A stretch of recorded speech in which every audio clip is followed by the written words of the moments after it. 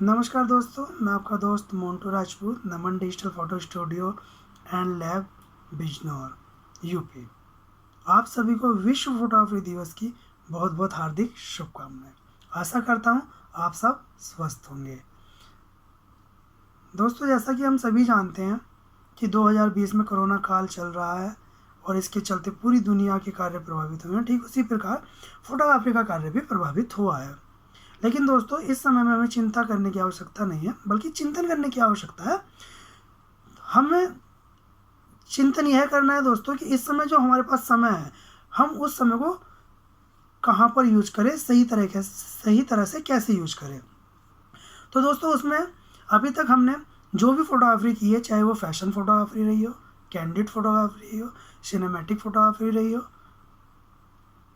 या fashion photography हो, ए to Z कोई भी फोटोग्राफी जो भी हमने की है, जो भी डाटा, जो भी फोटोग्राफ हमारे पास हमारे लैपटॉप, हमारे कंप्यूटर में सेव है, उन सभी फोटोग्राफरों को एक बार हम बहुत ध्यानपूर्वक देखें।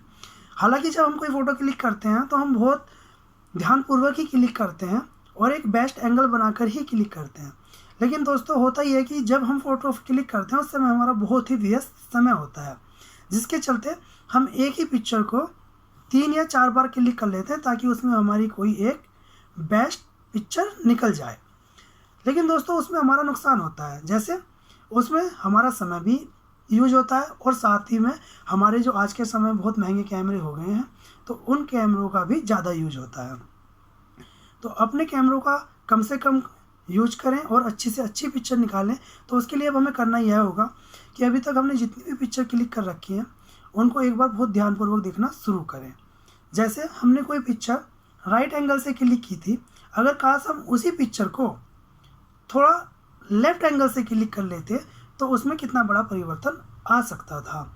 हम इस चीज़ को नोट कर सकते हैं।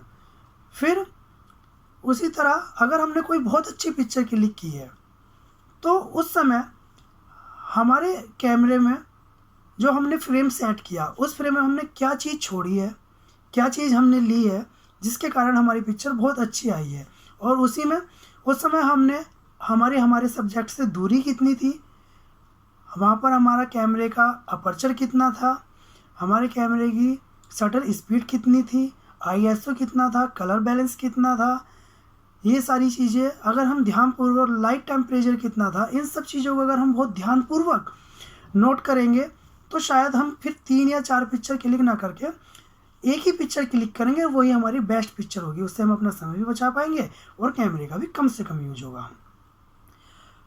रही बात दोस्तों कुछ मेरे अपने मित्रों का और कुछ साथियों का, ये सबसे ज़्यादा सवाल होता है कि एक बेस्ट फोटोग्राफर बनने के लिए सबसे अधिक जानकारी हमें क्या होनी चाहिए। तो दोस्तों, जहाँ तक मेरा अपना अनुभव है, मैं अपने अनुभव के अनुसार कहता हूँ कि दोस्तों, अगर एक हमें बेस्ट फोटोग्राफर बनना है, एक अच्छा फोटोग्राफर बनना है, तो उसके लिए सबसे पहले हमें लाइट को समझना होगा, प्रकाश को समझना होगा।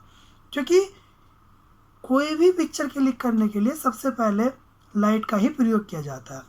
अगर हम इस समय को सही उपयोग में लाना चाहते हैं तो दोस्तों, इस समय लाइट को समझने की कोशिश करें। हम अगर अपने घर पर हैं तो घर पर, स्टूडियो में हैं तो स्टूडियो में, हम अब इस स्टूडियो को डार्क रूम बना सकते हैं। वहाँ पर डार्क रूम बनाकर हम वहाँ पर फिर देखें कि हम अपना कोई भी एक सब्जेक्ट बनाएं। सब्जेक्ट बनाने के बाद उस पर हम कहाँ से प्रकाश डालते हैं और किस जगह से प्रकाश डालने से, कितना प्रकाश डालने से उसमें किस तरह की सुंदर पिक्चर निकाल पा रहे हैं। तो इस समय हमें इस तरह की चीज़ें यूँ कर करके देखनी है, प्रैक्टिकल कर करके देखना है, ताकि जब हम आने वाले समय में नई ऊर्जा के साथ कार्य करने उतरेंगे, जब ईश्वर की कृपा से सब कुछ ठीक होगा, अभी बहुत जल्द ही ठीक होगा, तो जब हम कार्य करने के लिए जाएंगे तो फिर उसमें हमें अपना समय भी बचाना है और वन टाइम में अच्छी पिक्चर भी क्लिक करनी है। तो उसके लिए हमें अभी से तैयारी करनी होगी और इस समय हम लाइट, कैमरे की सेटिंग और इन सब चीज़ों को और अधिक जान सकते हैं। तो दोस्तों, हम कोशिश करेंगे कि सब लोग इस तरह से कुछ करने की कोशिश करेंगे और शायद नए इफ़ेक्ट आप उसमें देख पाएंगे। रही बात दोस्तों, अभी मैं कुछ सोशल मीडिया पर और आज कुछ वर्ल्ड फोटोग्राफी डे पर कुछ न्यूज़पेपरों में मैं पढ़ रहा था, तो उन्होंने लिखा है कि फोटोग्राफरी की जो कला थी वो कहीं लुप्त हो गई है। तो दोस्तों मैं इसमें कहूँगा कि कला लुप्त नहीं हुई है, मैं कहूँगा कि समय के साथ परिवर्तन हो गई है। क्योंकि उस समय में जो ज़रूरत की चीज़ें थी वो उस समय में थी, लेकिन अब जैसे समय के अनुसार फोटोग्राफी बदली है, तो एक डिजिटल युग आया है, सब कुछ कंप्यूटर पर निर्भर हो गया है। पहले कुछ चीज़ें लिमिटेड थी, अब हम लिमिट से बाहर आ चुके हैं। हम फोटोग्राफी में बहुत सारे लाइट इफ़ेक्ट कर सकते हैं, कलर इफ़ेक्ट दे सकते हैं, तो बहुत सारी चीज़ें कंप्यूटर द्वारा चेंज हुई हैं और इससे बहुत परिवर्तन भी आया है। रही बात फोटोग्राफी में करियर की, तो दोस्तों ऐसा नहीं है, फोटोग्राफी में पहले की अपेक्षा आज के समय में ज़्यादा सफल करियर है, क्योंकि आज के समय में हम स्पोर्ट्स फोटोग्राफी में जा सकते हैं, फिल्म इंडस्ट्रीज में जा सकते हैं। यानी कि इस दुनिया में अगर आज के टाइम में सर्वप्रथम कोई चीज़ देखनी है तो वो केवल फोटोग्राफी के जरिए देखी जाती है।